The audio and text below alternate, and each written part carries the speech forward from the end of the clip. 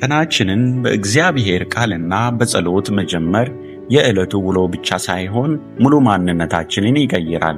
ዛሬ ቀናችንን ከመጀመራችን በፊት ማድረግ የሚገቡን 5 ወሳኝ ነጥቦችን ይዤላችሁ መጥቻለሁ። አብራችሁን ይቆዩ።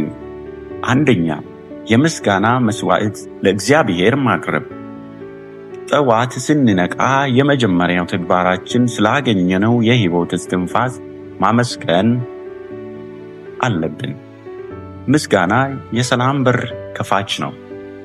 የእግዚአብሔር ቃል በመዝሙረ ዳዊት 100:4 ላይ በምስጋና ወደ ደጆቹ በውዳሴም ወደ አደባባዮቹ ግቡ፣ አመስግኑት፣ ስሙንም ባርኩት ብሎ ይናገራል። አምላካችንን ስናመሰግን በሕይወታችን ውስጥ ላሉት በረከቶች ዓይናችን ይከፈታል። ምስጋና በር ከፋች ነው። ሁለተኛ፣ የእግዚአብሔርን ፊት መፈለግና በእግዚአብሔር ፊት መጸለይ።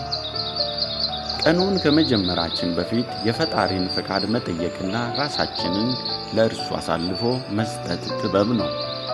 የእግዚአብሔር ቃል በመዝሙረ ዳዊት ምዕራፍ 5:3 ላይ አቤቱ ማለዳ ድምፄን ትሰማለህ፣ በማለዳም በፊትህ እቆማለሁ እጠብቅሃለሁም። ጸሎት ከሰማይ ኃይል የምንቀዳበት ሥርዓት ወይም ጸሎት ከሰማይ ኃይልን የምንቀዳበት መሳሪያ ነው። ሦስተኛ፣ ቃሉን ማንበብና ማሰላሰል። ለሰውነታችን ቁርስ እንደሚያስፈልገው ሁሉ ለነፍሳችንም የእግዚአብሔር ቃል ያስፈልጋታል። ቃሉ ለቀኑ መመሪያችን ነው።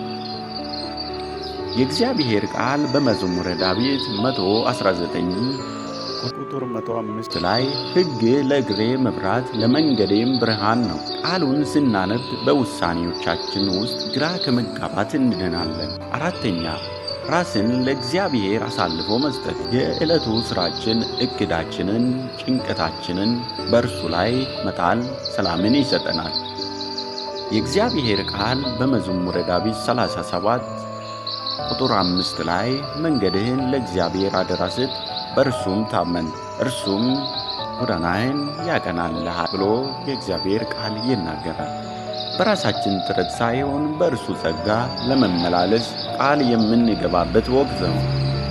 አምስተኛና የመጨረሻው የፍቅርና የበጎነት ውሳኔ መወሰን። ለተገናኘነው ሰው ሁሉ የክርስቶስ ፍቅር ለማሳየት የእግዚአብሔር ጠዋት መወሰን አለብን። ቃል በአንደኛ ቆሮንቶስ ምዕራፍ 16:14 ላይ የምታደርጉትን ሁሉ በፍቅር ይሁን። ክርስቲያን መሆናችን የሚታወቀው በቃላችን ብቻ ሳይሆን ጠዋት በወሰንነው የፍቅር ተግባር ጭምር ነው። ውዱ ተመልካቾቼ፣ ከነዚህ ከ5ቱ ነጥቦች በየትኛው ለመጀመር አስባችሁ በኮሜንት መስጫው ላይ አስቀምጡልኝ። ቪዲዮ ከተመቻችሁ ላይክ፣ ለሌሎች ይጠቅማል ብላችሁ ካሰባችሁ ሼር በማድረግ ለዩቱቤ አዲስ ከሆናችሁ ደግሞ ሳብስክራይብ በማድረግ የደወል ምልክትን በመጫን አብራችሁኝ እንድትሆኑ በአክብሮት ጋብዛችኋለሁ።